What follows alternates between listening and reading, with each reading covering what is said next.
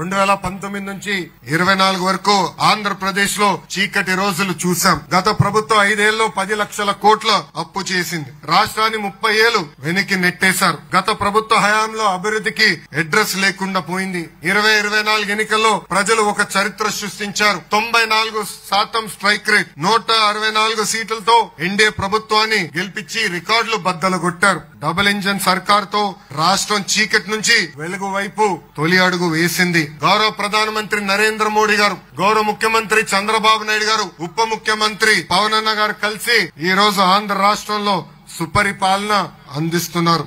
ఎన్నో ఏళ్లుగా ఉన్న సమస్యలు మేము ఈ రోజు పరిష్కరించాం. విశాఖ ఉక్కుని కాపాడాం. ఏకంగా విశాఖ రైల్వే జోన్ ఏర్పాటు చేశాం. పోలవరం నిర్మాణం కోసం కేంద్రం సహకారం అందిస్తుంది.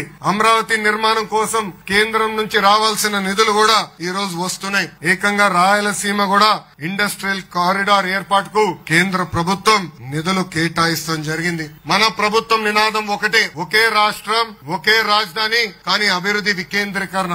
అందుకే అనంతపూర్ ని ఆటోమోటివ్ హబ్ గా తీర్చిదిద్దుతున్నాం. నార్త్ అనంతపూర్ కర్నూల్ ని రెన్యూబుల్ ఎనర్జీ హబ్ గా మన ప్రభుత్వం ఆర్నిసలు కష్టపడుతుంది. కడప, చిత్తూరు జిల్లాలకి పెద్ద ఎత్తున ఎలక్ట్రానిక్స్ మ్యానుఫ్యాక్చరింగ్ పరిశ్రమలు మేము తీసుకొస్తున్నాం. ఇంకా నెల్లూరు జిల్లాకి డైవర్స్ మ్యానుఫ్యాక్చరింగ్, అదే విధంగా ఒక రిఫైనరీ కూడా తీసుకొస్తున్నాం.